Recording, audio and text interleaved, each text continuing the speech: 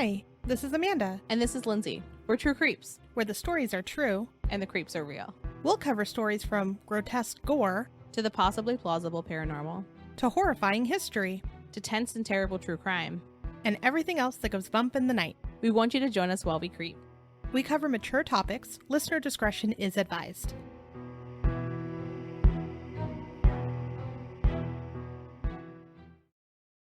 Hey everybody! So today we're going to be talking about a pretty gruesome set of murders that happened in Deltona, Florida. They've been dubbed the Xbox murders, and they've also been called the Deltona Massacre.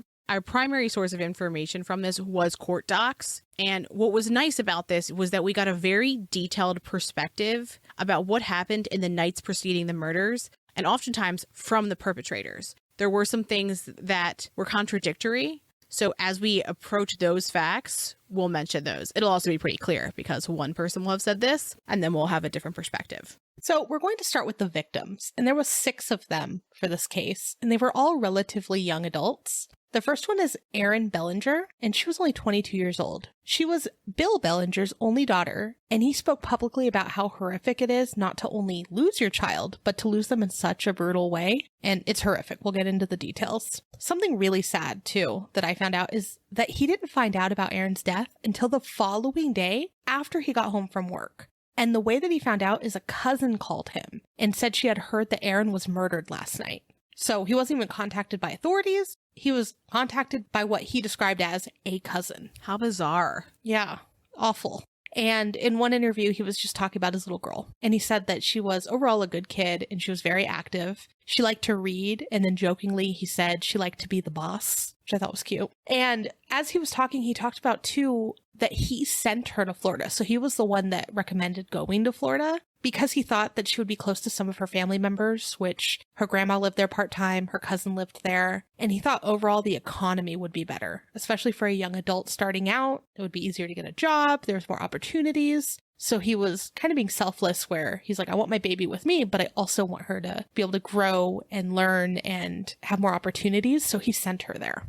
He teared up many, many times. He also mentioned that her making this move, he felt a little bit better about it because her boyfriend, Francisco, or they called him Flaco, was also moving with her. And because he liked her boyfriend, it made him feel a little bit of a sense of security knowing that she was with someone who also loved her and would take care of her and be there for anything.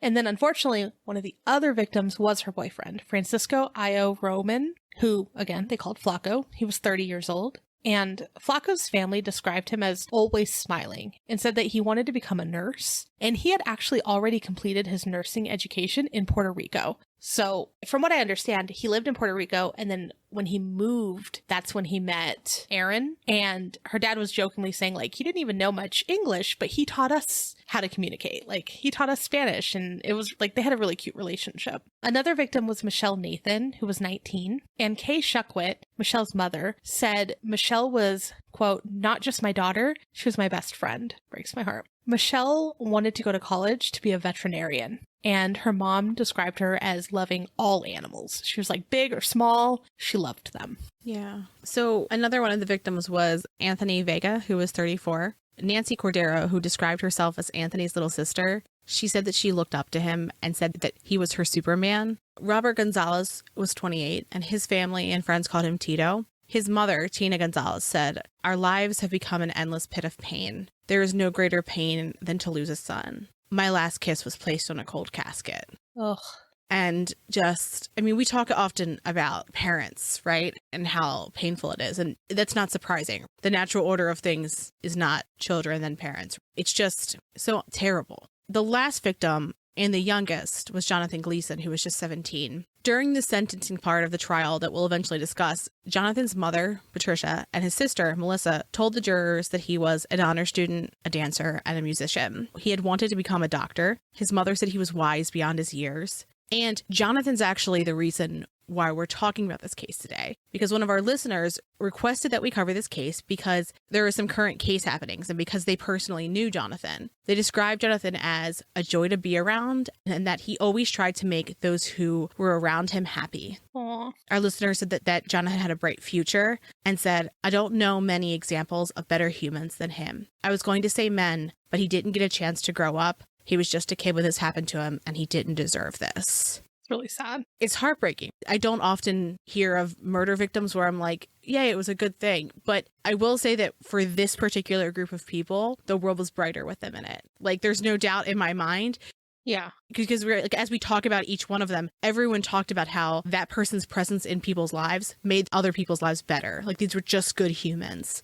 Yeah. And so it makes it so much more unfathomable, this level of violence that we're going to talk about. Yeah. And that they were also just very, very young. Like, their lives didn't even get to really start. Yeah. So now we're going to talk about the people responsible for their murders. And there were 4 people who were imprisoned in relation to the death, but the ringleader, so like the one in charge of all of this, you could say, was a man named Troy Victorino. And we're going to begin to discuss the case details by talking about Victorino, just to give you an idea. I think that it's an important part to talk about at the top, because it lets you kind of see how we got there, like how this could happen. The question I kept asking myself was, who could do this? Yeah. Why would you do this? Like, how could a person do these things and convince other people to do them too?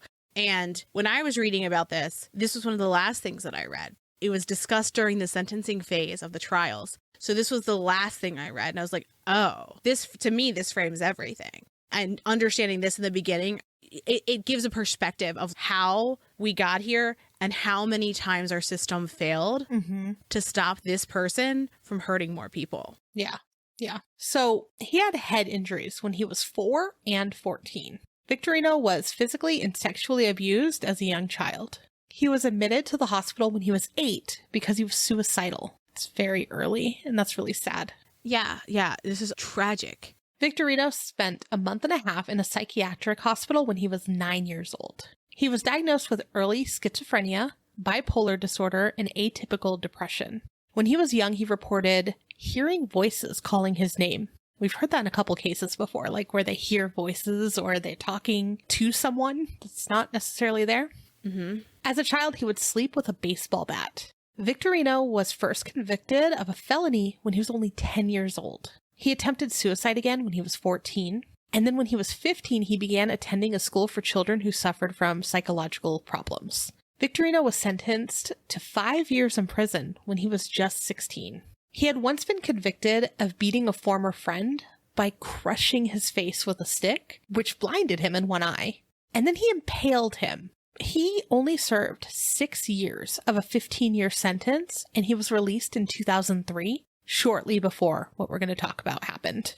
Yeah, because what we're going to talk about happened in 2004. At the time of the murders, Victorino was 6'6" to 6'7", and he was 300 pounds. He was described as a very physically intimidating person. Yeah. But from all accounts, it seems like he was also like a mentally intimidating person. Like, everything about him set people kind of on edge. Yeah, and even when you see some of the videos of him like walking into a courtroom, and he's towering over everyone in the room. Yeah. He had also been arrested again on July 29th, so just a touch over a month before the murders, on assault charges. But he was released less than 24 hours later on bail, even though the arrest violated his probation. And we'll talk about his probation more later. So we looked at his sentencing history as part of our research for his offenses. His previous offenses included arson, stealing cars, burglary, and, as we mentioned before, other violent crimes. Cumulatively, as of his 1997 conviction, which was 7 years before the murders, he had over 70 years worth of prison sentences. That obviously weren't carried out. Yeah, that obviously weren't carried out. And Amanda and I were adding them up, and it was like several instances of 4 years, several instances of 5 years, a 15-year sentence. So it was like over and over and over, he was reoffending. So one of the biggest questions that people have about this case is, how did Victorino get a group of people who he hadn't known for a substantial period of time to murder in such a heinous way? So as we discuss the days leading up to the murders, you'll see the group amplify little by little in aggression, and we'll talk about the possible motives of other group members. Lots of articles say that the main motive for the murders was that Victorino didn't get his Xbox back. That's why people called this case the Xbox murders, which surprisingly isn't the only time that a case has been called that. There's other Xbox murders out there for different reasons. Yeah. So let's get into the days leading up to the case so we can discuss the likely motive. On July 30th of 2004, Deputy John McDonald came to 1590 Providence Boulevard in response to a suspicious activity complaint from Erin Bellanger. The The home that the officer was called out to was owned by Norma Reedy, who lived there during the winter time. So she is what we call a snowbird. She goes to Florida during the winter and then lives elsewhere during the summer. Erin was Norma's granddaughter. And since she was there in town, she watched the home while Norma was away. And the way that she was described in a documentary that I watched is she was very good at taking care of the home. Like, she'd go and check on the backyard, she'd go make sure everything was fine, and she'd even like bring some of her friends along. So like, I want to say Michelle also would tag along with her sometimes to just like do little chores around the house to make sure it was like good for when grandma got home. I guess she called her Nana. Also, in the documentary that I watched, they had the 911 call. What she says on the call is that for about a month now, people have been staying in the home's breezeway. And a breezeway is often like an open passage connecting two buildings, like a house or the garage or halves of the building. Like a screened off area is the way that she described it. The officer then asked how many people, and she responded that she didn't know how many, but she only knew one by name. The strange thing that was called out was the dispatcher never asked for the name. Like, if someone goes, there might be more, but I only know of one person, wouldn't your first follow-up question be, well, who is it? So that we can get that documented. That doesn't seem strange to me because dispatchers are dispatching. They're not fact gathering in that level. Like, I need to send someone for this issue.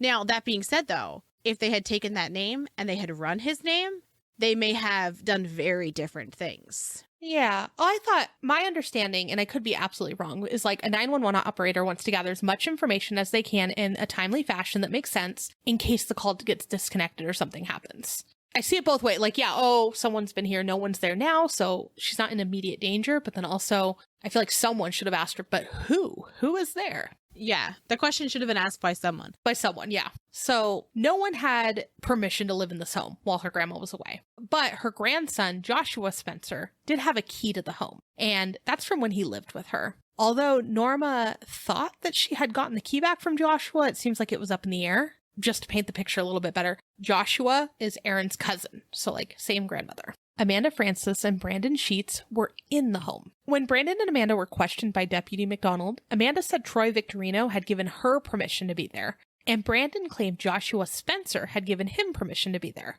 Josh, by this time, had already moved back to Maine, too. So he was there for a bit, moved back to Maine, where the majority of the family was from. Yeah. So Deputy McDonald called Reedy, who said that she had not given them permission to be in the home and that she'd only given permission to her granddaughter, Erin Bellanger. And Reedy said she didn't want to press charges. Deputy McDonald also told Reedy that there was not evidence of a break-in, which likely contributed to her not wanting to press charges, that there wasn't damage. Right. And he also told Erin that she should look through her grandmother's house to make sure that there wasn't any damage and to make sure nothing had been stolen.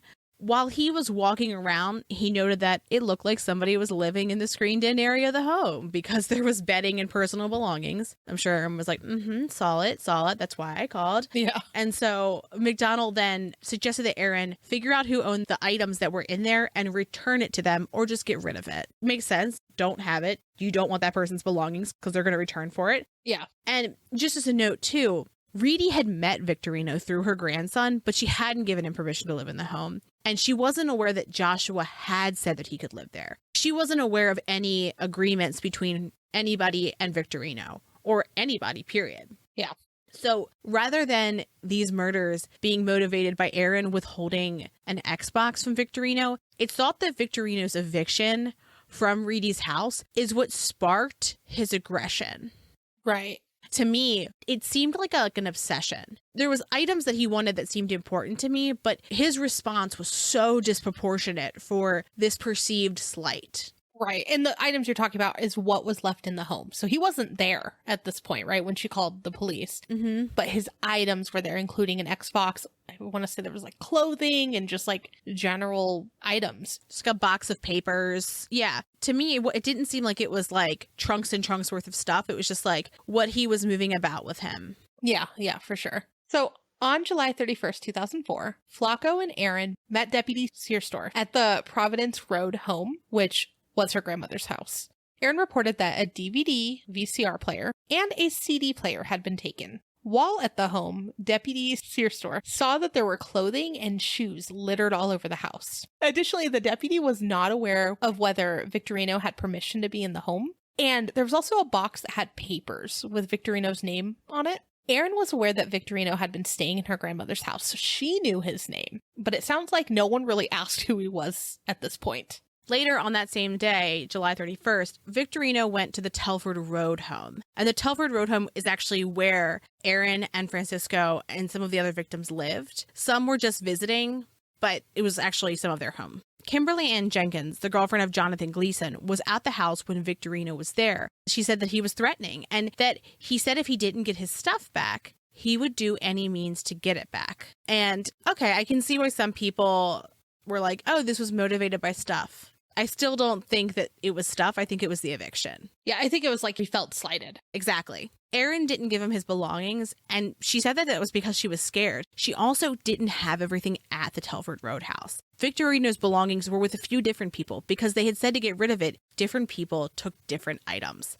Kimberly, Erin, Francisco, and Rebecca Ortiz took Victorino's possessions from the Providence Road home. And it's also suggested that perhaps other people did it as well. Some of the people we just mentioned, like Kimberly, we don't discuss otherwise, but it seems as though various people took various items and they were kind of in this social circle of people having stuff. And so she probably had to figure out how to trace this back, right? Like, how do you get certain things? So Erin only knew Victorino through her cousin Joshua, who we had mentioned earlier. And she also didn't want Joshua letting random people live in her grandmother's house. She was the one who was responsible for it. So it's very reasonable to me that she was like, you're not in charge of this house while she's not here. Right, right. So Jonathan Gleason, he told Erin to give Victorino his stuff back. He was like, just give it back to him. Better safe than sorry. Just give it back. Yeah. And Erin told Victorino that she would meet him at 6 p.m. at the Providence Road home on August 1st, but Victorino didn't show up. That's where I'm like, he could have gotten his stuff back, but he like chose not to be there. Yeah. I don't know if she would have given him all of his stuff back at that point, but I do think he would have gotten more of it. And it seemed like she was making an effort to try to give him his belongings. And I mean, you were squatting in a house that she's responsible for. Right. That's more consideration than a lot of people would give you. Lots of people would just throw it away or sell it. The fact that you were able to get anything back, that is better than most would get. So I think it's interesting too that that the deputy was just like, I don't know, do whatever with the stuff instead of go, all right, well, let's like make a report. Like, who owns it? Where should it be? Can we call this person to come get it now while I'm here? I just feel like there should have been more. It should have been more organized, I guess, instead of like, there's stuff here, get rid of it. Yeah, it doesn't feel thorough. And I think part of the reason why it was a little less organized was because Reedy didn't press charges. There was nothing for them to put in that report because they weren't going to be, filing charges for trespass or, breaking and entering or burglary. So where would all these notes go?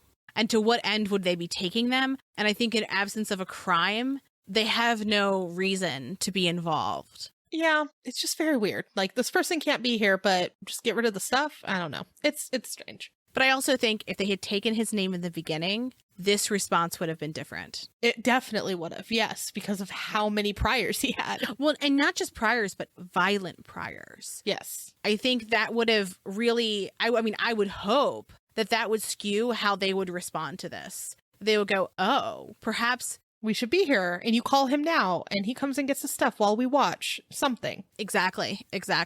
So early morning of August 1st, Deputy McDonald met Victorino at Sky Street in Deltona.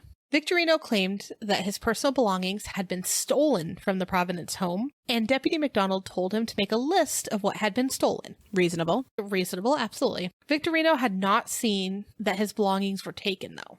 I've seen a couple things, too, that he might have seen someone wearing one of his shirts, but again, it wasn't like on an actual court dock or anything meaningful. I also wonder if when his friends were there, they reported that his stuff was being moved and touched. That could be. And that he heard from a person, or he saw someone wearing his shirt. I mean, that would piss most people off. Yeah, a number of things. Victorino got mad at the deputy and said, "Don't worry about it. I'll take care of it myself." Deputy McDonald urged Victorino to reach out to Erin to report what had been taken. And that just seems kind of weird, too. Like, this dude sounds pissed and he's a little scary, and like, you should have run his name at this point.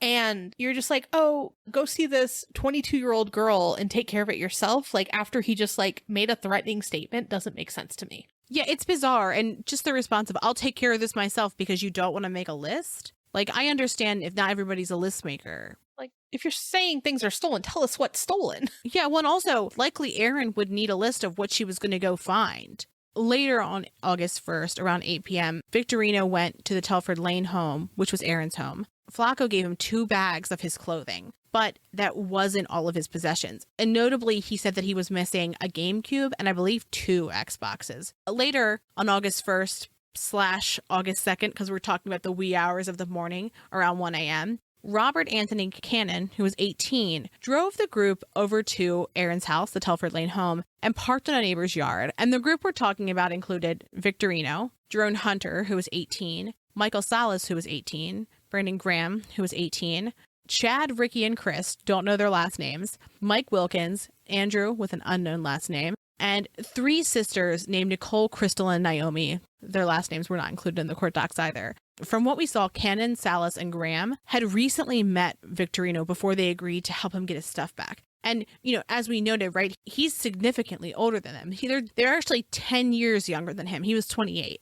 So some of the people in the group approached the house screaming and cursing. The 3 young women went into the house with knives.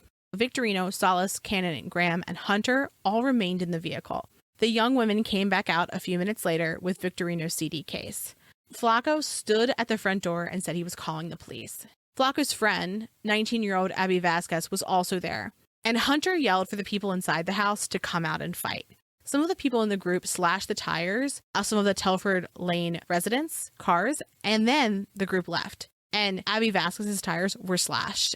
Keep his name in your mind because we're going to talk about him later too. So Erin called the police while they were in the house around 1:15 in the morning, and she told the 911 operator that there were a bunch of girls yelling inside her home and that they wouldn't leave. Yeah, and in the documentary, they had this 911 call too, and it was very sad because it sounds like she was kind of I don't want to say hiding, but like hiding in her room while, Flacco's like trying to stand at the door, right? Mm-hmm. And she's in there with her dog, and she's like, my dog's terrified, he's shaking. She's like, there's girls screaming. And then the 911 operator's like, are they in the house? She's like, it sounds like, yeah, there's some in the house. There's some outside the house. Like, it's just chaos. And unfortunately, the dog doesn't make it either. George. Yeah, we didn't talk about it in the beginning, but the dog it's a dachshund named George that also. Yeah, but the way she described it, because like you put yourself in that situation too, like you don't know what the hell is happening. You're just like pent up in a room trying to keep your dog calm because your poor little dog is like terrified. And you're just expecting people to, come help really quickly and get it resolved. And unfortunately, this wasn't. Yeah. So later, Brandon Graham, so one of the guys that was with Victorino, is interviewed.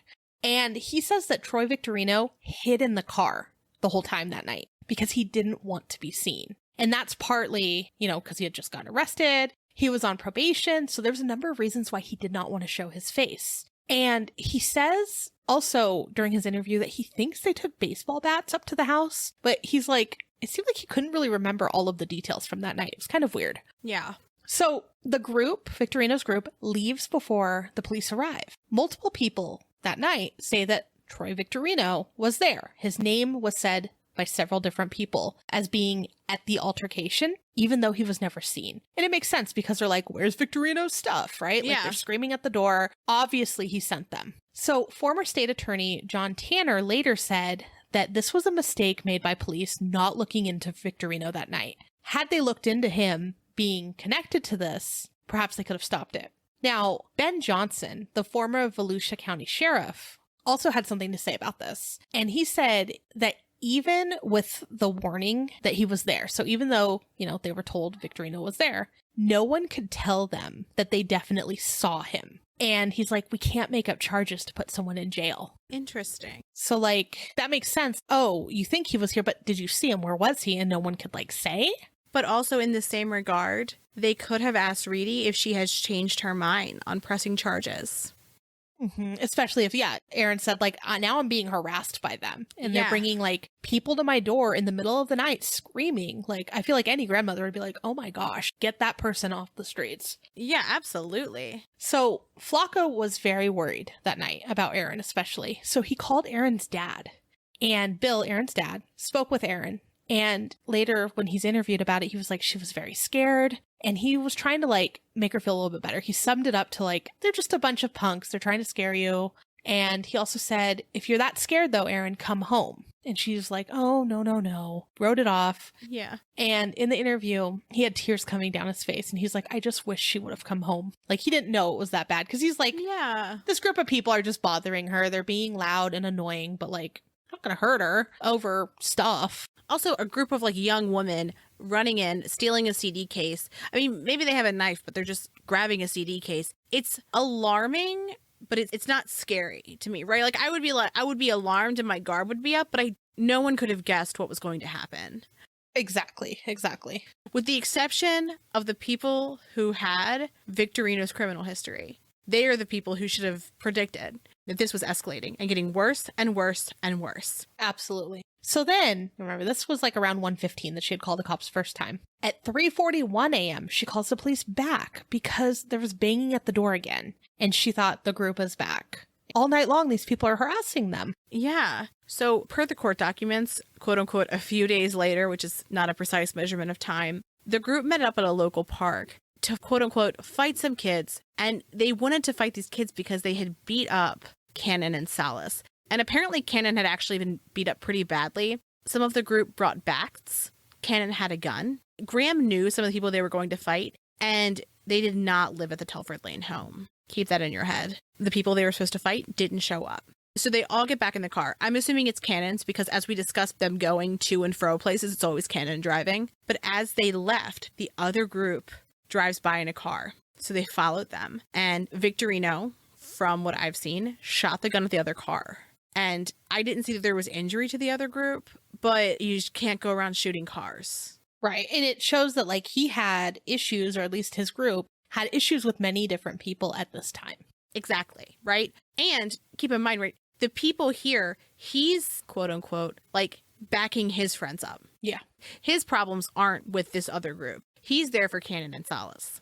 Yeah. So keep that in mind too. So now we're going to talk about what happened on August 5th.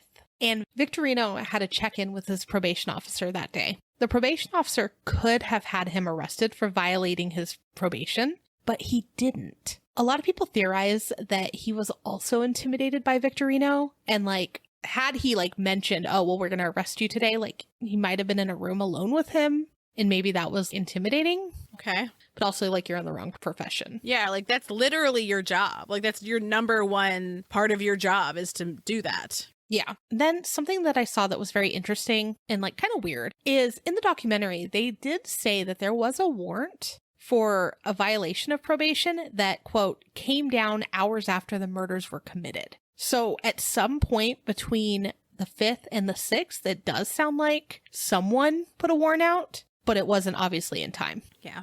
Interesting note, though, his probation officer got fired for not arresting him before the massacre took place. And the Florida Corrections Secretary, when they learned about the murders, he immediately fired the probation officer and 3 supervisors. Good.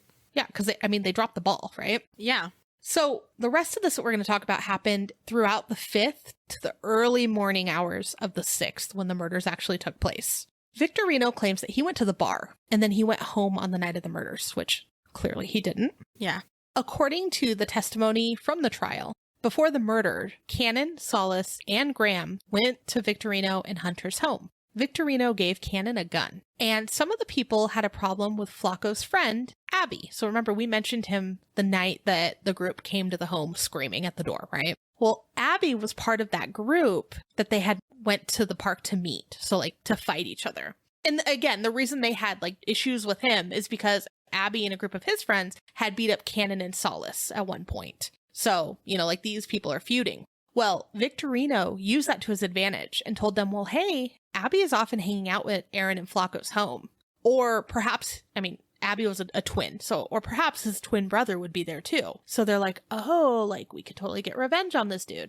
Well, from what it's speculated is that Victorino pretty much like used him as bait, right? Abby will be there. You guys can do what you want. And neither Abby or his brother were actually there that night. So like it didn't actually have any meaning, but they were like already too far into this. Yeah. So Victorino then described the movie Wonderland. And Victorino said that they could attack Erin's home, the Telford Lane home, like in the movie Wonderland. And I'm like, I don't know what that is. So later there is an interview with Graham, and he describes the movie a little bit. He says that at the end of the movie Wonderland, someone is beat to death with a lead pipe in their home. And so when Victorino's describing this to all of them, they're all like, yeah, let's go do that. So Salas says, yeah, I'm down for that. Cannon says, I'm ready to kill me a bitch. Hunter agreed. And Graham, from what I understand, was like the last to chime in. And it was kind of like peer pressure. They're all looking at him. And he's like, yeah, I guess I'm in. Yeah. But he wasn't like, he was the last to speak. At least in his interview, he talks about like, I didn't speak up right away because I'm like, what the hell? As an after the fact, you would likely say, oh, I was reluctant to say. I mean, even if you were hyped up in the moment, I think that, yeah, you know, good sense would perhaps filter how you portrayed that to the world. Well, we're going to talk about like his actual happenings that evening though. And it does sound like he had some reservations to this. So I could see him being like, maybe no. Yeah, it does. For sure. So Victorino then went on to describe the layout of the Telford Road home and where people slept. He even described how they would split up who would kill who. Victorino completely denies that he said that, by the way. Not surprising. According to testimony, Victorino also mentioned that there were no weapons in the house, so they would be easier to kill, and that he made it very clear that he wanted to kill Flacco himself, and then he told the group to, quote, beat the bitches bad because all they do is talk shit. Hunter suggested everyone wear a mask, but Victorino replied, we're going to kill them all, and noted that they wouldn't leave any evidence. So they then looked for more bullets and for another gun and got several bats together. They also discussed the fact that they would need to find a set of clothing to change into. And when offering Graham some clothes to change into, Hunter said, I guess we're going to get blood on our clothes. And he mentioned that they would need a change of clothes so that they could get rid of the evidence. And that's when Graham's like, and I think it's starting to sink in that this is not just talk. So he tries to back out. And Salas says to Graham, you can't bitch out on us. Graham was afraid of Victorino and asked Cannon to take him to Chris Craddock's house. The group told Graham that they would be back to get him around 7, and Victorino had told Graham that they would be killing the Telford Lane people at 10. Like, I love this, like, a schedule. They have, like, an itinerary of this. Like, the fuck? Right? Well, and from what I understand, too, when Graham was interviewed later, he was like, I just, like, made up an excuse. I was like, hey, school starts on Monday. I have to go, like, sort some stuff out at a friend's house, but, like, I'll totally be down to meet up with you guys. Just come pick me up after. But he was just trying to put distance so that he could not. I mean, absolutely. Yeah. So after arriving at Craddock's house, Graham then asked Craddock to not tell the group that he was with him, and instead to say that he had gone to visit his sick brother in DeLand. Graham had also told Craddock about Victorino's plan. So they went to the home of another friend, Nate June, to play video games. And Graham spent the night at Craddock's house. And so Graham, when he finds out about the murders, says that he didn't think that they were serious. And that just seems like such bullshit to me. So they discuss whether they should call the police, but they ultimately decide not to because they don't think they're going to do it. That just sounds like bullshit to me. Because you wouldn't have lied about where you were and gone to a third location if you didn't think that this was possibly going to happen. My thought is that if you didn't think that would happen, then why are you hiding? But then also, I think he was like, well, what will happen to me if, let's say, I do stop this from happening and they don't get Victorino? So what happens to me? That would be conspiracy to commit murder. You know what I mean? Like, it's still a crime to do all this. This is still a crime. And in case you're wondering, for conspiracy, most of the time it's an overt act in furtherance of the conspiracy. So they started gathering bats to murder these people, act in furtherance of the conspiracy. For sure. For sure. So, I mean, he wouldn't know this. But I'll say, look, your own death is not a defense to murder, right? Like, if you kill someone because you're afraid somebody will kill you otherwise. Right. It doesn't count. You don't get to kill people because you would rather save yourself. Well, and yeah, he hid from it. But what I mean is, like, I'm trying to think, like, as an 18-year-old, he is fearful, right? Like, and again, I'm not writing him off because I feel like there are a million different things. Even if he didn't want to call the police, why couldn't he have tipped off Erin? You know, like, there's so many things he could have done and he chose not to.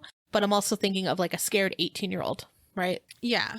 I mean, it sucks. Like, that position that he even associated with these people sucks. But yeah, that it's just like, it's a tricky situation for him is what I'm trying to, like, I don't like it and I don't agree with it, but it is, I see it from his point of view as being tricky. Yeah, I'm not saying it's not tricky. I can't imagine making that decision. No. No. And going, well, but me over 6 people. No, he doesn't know 6 people, but Yeah. my life's more important, right? Like, Right. I could see how you could justify it to yourself. Like, no, it's just talk.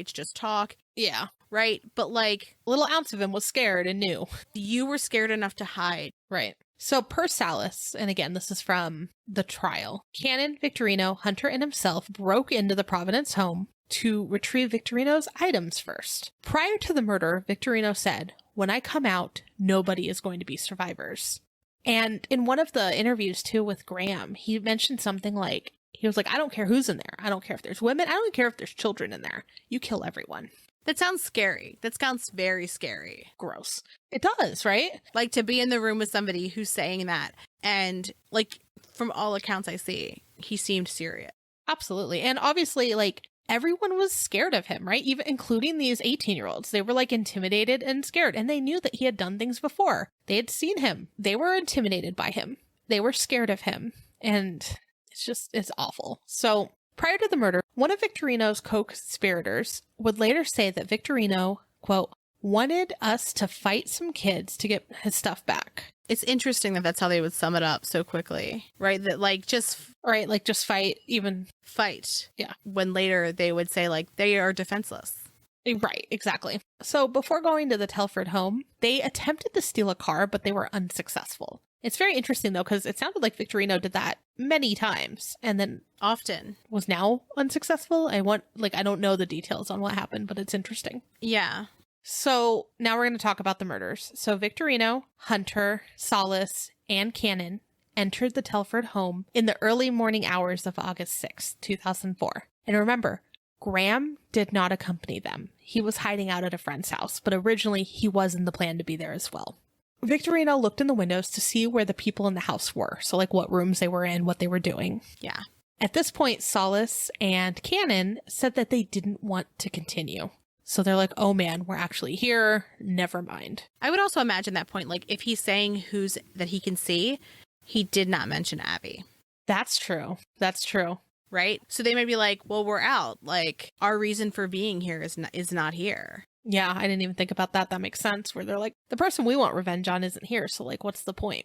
So Victorino said, quote, if you leave, you're just like these people. And what that means is like, then you're my enemies too, right? Like, and he's a scary guy. Yeah. Again. Then you're basically dead, right? Because what's about to happen to these people? Exactly. And so Salas believed that Victorino was indeed threatening him, which I think he was too. Then Victorino kicked open the door. As the group made their way into the house, Victorino directed them where to go. And Victorino walked directly to the master bedroom.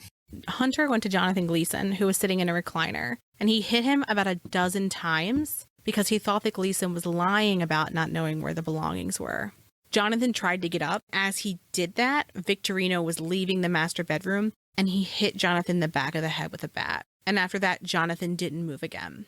Now, Hunter testified that he did not hit anyone in the head and that he did not stab anyone.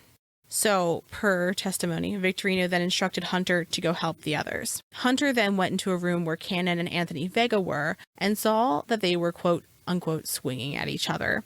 Hunter hit Anthony on the shoulder, which caused him to drop the stick that he had been using to defend himself. Victorino then came in and said something to Anthony in Spanish that caused Anthony's eyes to widen. Then Victorino pushed past Cannon and Hunter and hit Anthony. So it sounds like he was almost like just going room to room. And like when these 18-year-olds, for the most part, weren't doing the job right, he was like, well, let me just do it myself. So Roberto, or Tito, ran to one of the back bedrooms and Salas followed him. Tito grabbed Salas by the waist and told Salas that he did not live there. So like, he's like, I'm not part of this. And Salas told Tito, okay, I'm not going to do nothing. Let me go.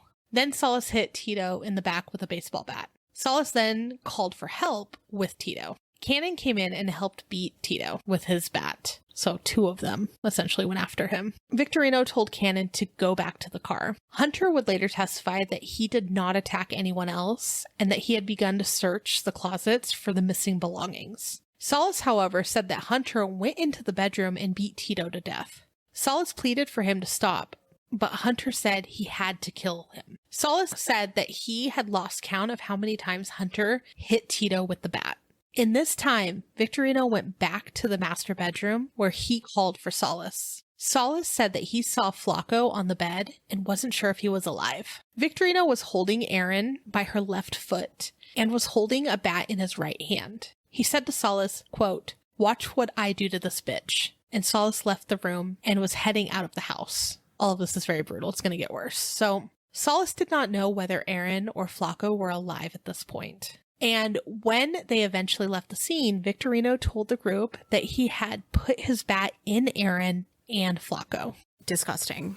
So on his way out, Salas saw Hunter grab a knife and put it to Gleason's neck, but he didn't see what he did with it after that. Salas went outside and got into the vehicle with Cannon, and he wanted to leave, but Cannon said they had to stay and wait for the others. Hunter then came out and said that he had found a girl in the house and that he killed her, although she had pleaded for her life, and that girl was Michelle Nathan. Per Salas, Hunter said that he had hit her in the head multiple times and stabbed her in the chest. Hunter would deny that he ever saw Michelle in the house. And again, he said he didn't stab anyone. Victorino, at this point, was still searching the house, so Hunter went back inside. A few minutes later, they both came back out. They then left the scene, and then Victorino said that he needed to return because he had left his fingerprints. When he went back in, he went alone with a bat, and he took Salas' switchblade with him. After a few minutes later, he walked back out, and one account says when he was walking back out, he wiped blood from the knife on his sweatshirt, and another says that when he was coming out, he had a plastic bag covered in blood. Victorino handed the knife back to Salas and said, "Wipe it off real good, clean it real good." Hunter and Victorino returned to their home and washed their clothes, and so we're not going to get into it. We're not going to discuss it thoroughly, but during all of this, their dachshund George was also killed. Yeah. So after the murders, they went to an apartment complex in DeBerry where they cleaned up, and they had tried to throw the bats in a nearby pond, but only 2 of them actually made it to the pond. Next, they went to Walmart. Victorino went to an ATM with the cards that he had just taken from the Telford home. And Victorino told Salas to watch Cannon and said, essentially, if you guys call the cops on me, I'm going to take you out too. I don't understand. Like, he sounds so awful. And it's just like, how do you even get in contact with this person? How do you end up in this group? I think by circumstance. Yeah, it's sad. And then as they left Walmart, Hunter and Victorino were joking about killing the dog. Disgusting. Absolutely. So we're in the early morning of August 6th at this point when they're leaving Walmart. But later, on that same day, Christopher Carroll received a call from his girlfriend who worked at Burger King. And she called because 2 of her coworkers hadn't showed up. Christopher went to the home of his girlfriend's 2 coworkers, and her coworkers were Anthony and Tito. So Christopher went to ring the doorbell and knock on the door, but when he did, the door popped open. And that's because, remember, Victorino had kicked it in hours before. So he then realized the door had looked like it had been kicked in. Christopher noticed that in the room to his immediate right, the bed had been tipped over and that there was, quote, blood all over. And that's how he described it in his 911 call. Yeah, so when he describes blood all over, I saw some of the crime scene videos and they're absolutely horrific. The beds are completely covered. It's like a red mattress, and the walls, and it looked like it was just the entire room. All of them were just covered in blood. The way that some of the interviews of the sheriff and the people that had gone there, they were this stays with you. You can't forget this scene. Yeah. Oh, no, there's absolutely no way. We're going to talk in vague terms in a bit about how their remains appeared, but we're not going to go into detail because it is that gruesome. But so Deputy Anthony Crane of the Volusia County Sheriff's Office came out to investigate. And during their search of the home, Crane and other officers found the remains of the 6 victims. 2 men were in the living room. A man and a woman were found beneath the box spring in the master bedroom, along with George, the dachshund. A woman was found in one bedroom and a man was found in another. So the morning of, Craddock's mother calls him and tells him about the murder. So Graham appeared shocked, as though he hadn't taken the plot seriously. And we talked about this earlier, that we think that to some degree he must have taken it seriously because of the measures he took, right? He hid. So interesting. Also on August 6th, Salas, Victorino, Hunter, and Cannon drove to Sanford so that Victorino could get rid of some stuff from the Telford home. Graham went to get his clothing from Deborah Newberry's house. And he had been staying with Deborah for the past few days. And Deborah was Salas's grandmother. Before he could leave, the group showed up. They didn't say anything about the murders. And Salas specifically said that he had not been involved. Suspicious. Which is weird. Why would you even bring that up? Yeah. So Graham saw that Victorino's missing personal items were now in Cannon's truck. So somehow they had obtained these items. Craddock and Graham decided that they would turn the group into the police if they didn't arrest them soon. So they were like kind of sitting on it sounds like. Yeah. Graham talked to Deborah, and he told her that he was there when the group had planned the murders, and then she called the police on her grandson. Fucking get it, Deborah. Graham also mentioned that Salas had a problem with the, quote, Abbey brothers, and that they had been at the Telford Lane home when the group had went there on the first. So he's already starting to say, like, maybe he got them there, like, this way, right? Because, and to me, I think that's how he did hype them up to go with him. And so we've talked about it a lot. Yeah. But what was done to them was pretty terrible. And so the autopsy findings were pretty horrific. I think that we haven't seen descriptions this bad since Ditloff. Just the level of carnage. So each victim was severely beaten with at least one baseball bat, and they died as a result of those injuries. But that wasn't the extent of the injuries. Before we get into the other injuries they had, in some instances, they had been beaten so severely that their skulls had been crushed, and the medical examiners couldn't properly examine the bodies because during autopsies they'll remove the brain. In some instances, they could not do that. And in some instances, the brain was in pieces. Yeah. Like, how do you do that? Horrific. Well, also the strength it takes to do that over and over and over again, right? Yeah. So some of the victims also had stab wounds on various parts of the bodies, but the stab wounds were not the cause of death. Erin was also sexually assaulted, but it's unclear whether it was before or after she died.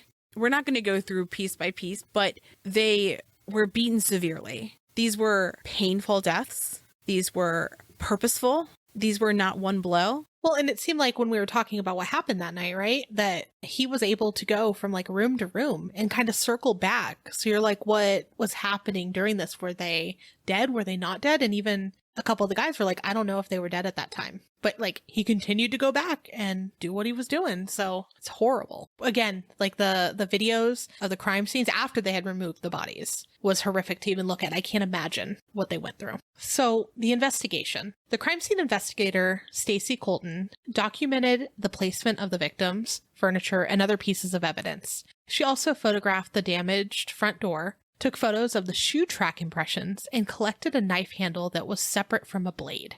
Multiple baseball bats were recovered, including those in the woods and pond. One bat, which was labeled Q2, had been wrapped in black tape and had 4 unidentified latent prints underneath the tape. And what those are is they're normally made from like sweat and oil that form on the skin's surface, and it's invisible to the naked eye and needs additional processing. Interesting. So it's not like they could go, there's a print there. It's like, let's see if there are prints on this. And then one of the bats too, it looks like they were trying to throw them all in the pond, but like they overthrew in a sense and it got stuck in a tree. And one of the ones that got stuck in the tree had tissue samples and hair samples from one of the victims. So Hunter voluntarily went with law enforcement officers and spoke with investigators. During his interview, he gave inconsistent statements and was literally crying and shaking. Hunter eventually confessed after 2 hours from what I saw and said it wasn't supposed to happen like that. To me, Hunter is secondary to Victorino, right? Like we were going to rank them in, layers of awfulness. He was just a hair under Victorino. He was present, active, joking about it. If you can joke about this, then you clearly aren't surprised it happened in this manner. Right. And in the documentary, when they get to this part, right, and they're showing bits and pieces of like them interviewing him. And as they're describing what's happening, they're like, for the longest time, he would not give anything away. Like he wouldn't give Victorino away, nothing. And then it took 2 hours to where they finally were like, so what happened? So he stuck up for him for a long time. And then from what I understand, Victorino never gave anyone away because he was a pro, right? Like he did this all the time. Yeah. Ugh. Amanda mentioned the shoe imprints a moment ago, and those were matched to a pair of shoes found in Victorino's possession. They even found evidence that he was wearing those particular shoes on that night. So the group had went to 7-Eleven at some point that evening, and he was wearing the particular boots. Now, Victorino says that he actually went home after 7-Eleven and changed into a different pair of shoes because he was going to a bar and he was going to be dancing. It just seemed like a very specific rebuttal. Yeah, I saw at one point too, somewhere in there, that he mentioned like he left those shoes outside and perhaps someone took them. Yeah, DNA testing on the boots showed that Erin Anthony, Flacco, and Tito's blood was on the boots. If I had left my shoes outside for whatever reason, I think I would notice that there was blood on them before I took them inside. Yeah.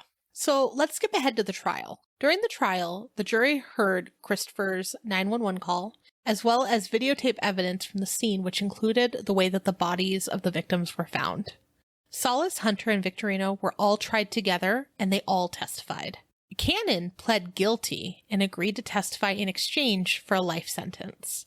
So interesting how he was kind of on his own here. However, soon after, he tried to withdraw his plea and said that he was innocent. So I wonder, what was going through his mind there. Cannon said that while Victorino may have had murder on his mind, it wasn't in his. And I feel like that's so untrue because he pretty much laid out the plan before the murder, right? And he was game for it then. Cannon argued that both he and Salas were afraid of Victorino and that, quote, we had no choice. We had to go with him. Could have called the police, but also Graham left. Graham's made up an excuse and was like, bye guys, I got places to be. Even if they got to the scene, he literally went into a different room. They could have gotten the fuck out. Cannon was the driver. Remember, he said we have to wait for them when Salas wanted to leave. And they could have, if anyone was still there, because it sounds like he marched to the back first. He could have been get in the fucking car, we're going. We're all leaving. Cannon orally requested to withdraw his guilty pleas. And his plea wasn't withdrawn. He did confirm that he, Salas, Hunter, and Victorino were in the house the night of the murders. He originally didn't want to testify because he continued to assert that he was not guilty. Victorino's background and mental health was discussed by his counsel in an attempt to save him from the death penalty. And we discussed his mental health and his history earlier in the episode, but this is where they talked about it. You don't really hear about his mental health until the end of the story most of the time. And I feel like that's crucial in understanding what he went through, how this happened. And so during the sentencing portion, there were also some mental health professionals that testified and all agree that Victorino knew the difference between right and wrong. Now, Dr. Wu, who studies neuropsychological disorders through brain imaging, reviewed Victorino's PET scans and mental health history, and he concluded that Victorino suffered from abnormalities of the frontal lobe, and this can be due to injury, disease, genetics, or environment. Mm-hmm. Dr. Wu testified that the majority of patients who have been diagnosed with or abnormalities of the frontal lobe do not murder people. But those who do suffer from that abnormality have an inability or difficulty to stop themselves. To me, that makes me think of impulse control issues. They get an idea and they're going to do it. There's nothing with putting the brakes on. Yeah. And it makes total sense because when you're looking at this, he's mad over stuff. He's mad over being evicted. And then he tries to rope the others in because someone else wronged them. And instead of just being walk away, get your stuff back, no one's withholding all of it from you. It's that impulse control, like you mentioned, well, I have to make them pay for it now. Yeah, exactly. Dr. Charles Golden conducted a neuropsychological evaluation of Victorino and reviewed his records. And per Dr. Golden, Victorino's executive function test revealed that he had a measure of impulsiveness, and his Rorschach ink blot test revealed that he had severe emotional problems. And just also interesting, during the sentencing phase, Dr. Golden admitted that he had a horrible memory when it came to remembering his clients. So it was a little bit of are you sure you're the best and most reliable person to say this because you don't really remember your clients? And that's alarming. Just that's an interesting thing that was noted in court docs was that this doctor had a horrible memory. That is. Yeah. You would think that they would have found a better doctor that had a good memory. So Victorino, Hunter, and Salas were convicted on multiple charges in relation to the Telford home murders. Victorino and Hunter were sentenced to multiple life sentences and death. Salas was sentenced to life in prison without the possibility of parole. They all appealed their convictions, but were not successful in their appeals. Finally, someone puts Victorino away. So Victorino and Hunter appealed their sentencing and were successful because the jury decisions on the death penalty were not unanimous. So basically, they need to be resentenced. There was a hearing earlier this year, but there's nothing publicly that was released at this time. So in the inmate search system, though, for Florida correctional facilities, there's an area that has release date details, and Hunter and Victorino's are listed as pending. Not sure what that means, whether their sentence is pending or if a release is pending. I hope not a release. And then Salas's little area of the release date says life. So like, doesn't seem like anything's happening with that. That makes me think that it's like either sentence that is indefinite, or release date, right? Like that there might be a few different things that go in that field, and it just has a poor title. Exactly. Yeah. An unfortunate title. So because there are things that are pending with their cases, though, whenever there is an update that, is given to the public, we will make sure to update you in True Crime Digests. Yeah.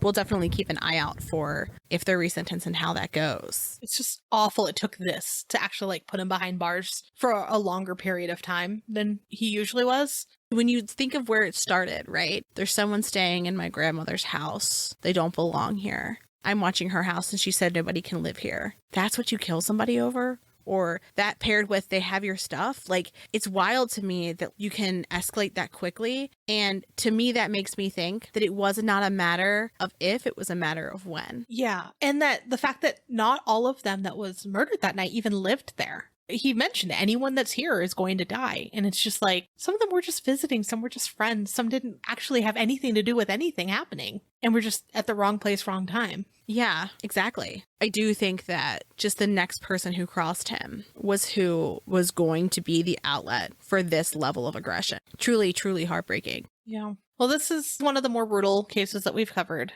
It is very, very sad. And like Lindsay said, because this one is in the news currently, right? Like it's being revisited. We'll be covering it again. If there is a case that is current and there are updates, let us know if there's something you want us to cover so we can add it to our True Crime Digest. Again, this one was a listener request, and we are happy to take other requests if there is something that, you're passionate about. Or I know we've had some people reach out even with missing persons reports, right? And we're hoping to get their information out there. So if there is something that you're passionate about, let us know. And with that, have a great weekend. Thanks for creeping with us.